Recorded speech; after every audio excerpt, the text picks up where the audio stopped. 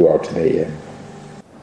Now, the 2020 academic year brought with it many challenges along with uncertainty about what will happen in the new year due to COVID-19. Teachers and learners have been forced to embrace a new way of educating and learning through technology. However, for the majority of South Africans, it was almost or completely impossible to continue with learning from home due to the dire lack of resources. What will 2021's academic year look like? That to give us more insights as we chat on this via Zoom, CEO of Lebone Litho Printers, Keith Michael. Keith, welcome to the program on SA Today. Thank you indeed for joining us. I mean, just listening, possibly before we even start that conversation, listening to the MEC for Education in Gauteng speaking about placing kids. It's become easier, he says, this year. But a lot of things have happened, haven't they? Most kids have not gone back to school because of COVID. Most parents have given up on the 2020 year. They've said, look, we'll start again whenever. And as we've seen, there have been plenty of dropouts. And again, same old problem, leaked exam papers. It's been pretty tough. I mean, the past couple of months, in fact, this year as a whole should just be cancelled, I think. I don't think so. I think the department has taken the right stance to continue this academic year. I think the digital space has really afforded a lot of parents a new way of teaching and a new way of learning. I think we as parents as well has learned how to navigate this space. But I think importantly for the department and for learners that the academic year has continued. And I think that should be attributed to the department as well as parents' determination to make sure that through online learning that our children are able to achieve more.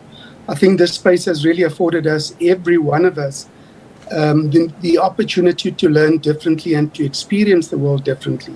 So I think it is a good thing. I think the year could be, we could have expected a much worse year, but I think the department has done well.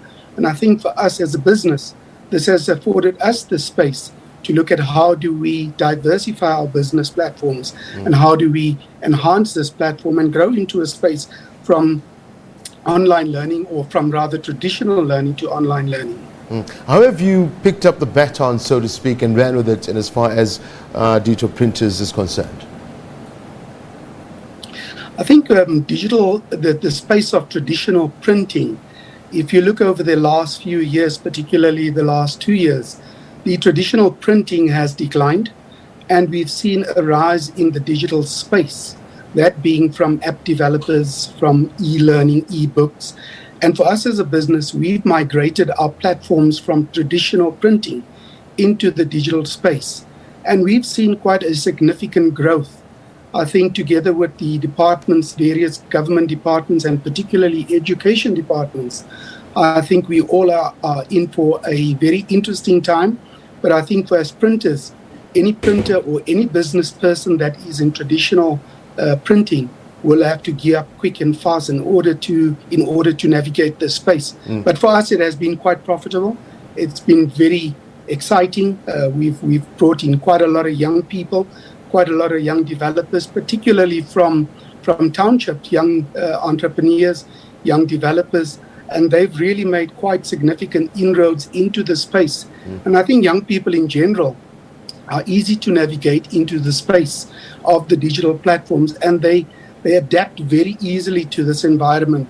So for me as CEO, it's very exciting. At the same time, it's very nerve-wracking because older people like ourselves, we have to learn and we have to catch up very quick. Yeah, my 10-year-old will tell you that, Daddy, no, how can you not understand this?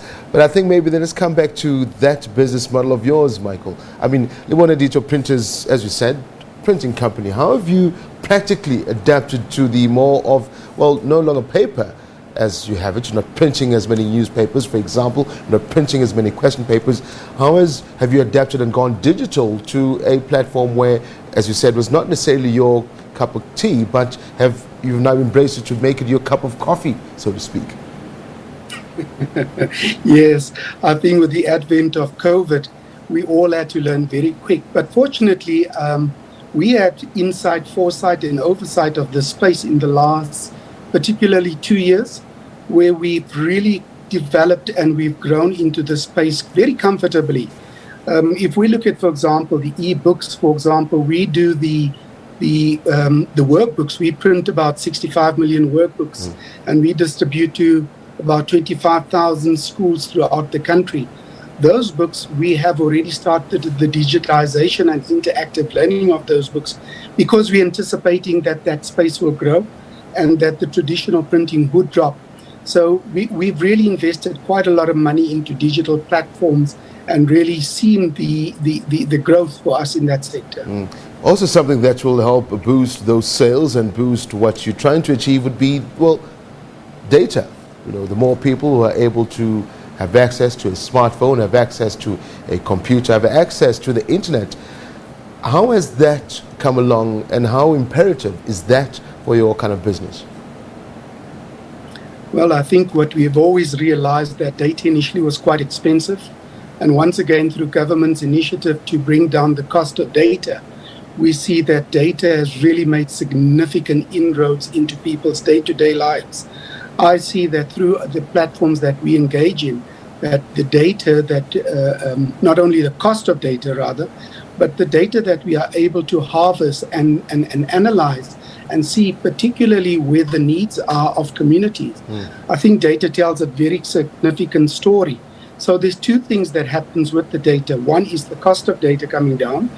Two is how to analyze that data and to make that data, bring that data closer to communities, so that we can analyze the problems that our communities are experiencing, particularly in two sectors: one in in the municipal areas, and two in schools, where you can see that learners tend to learn quicker and faster with digital, because they're able to navigate that space. But more importantly, for municipal leaders and municipal managers, they're able to see what the problems are immediately, because communities are able to interact, go online, complain, put it on social media, put it on social platforms, complaining about problems, and hence we're able to react quicker because, one, the cost of data has come down, and two, we're able to analyze the data and see where the problems are. What have you picked up, Michael, with regards to, Keith rather, well, Keith Michael, say, what have you picked up with regards to, obviously not everyone has access or will get the same access to things like data. Many people are better resourced than others. If you go to the rural areas of the country, let alone data, any form of communication is a struggle. And some people say they would be dependent on Lebone digital printers for hard copy, because unfortunately some parts of the country still are that analog based or hard copy paper based. What have you picked up over the years? And because I'm hearing, listening to you now, you seem to be ahead of the 8 ball with regards to these things, then all the problems that many people are facing.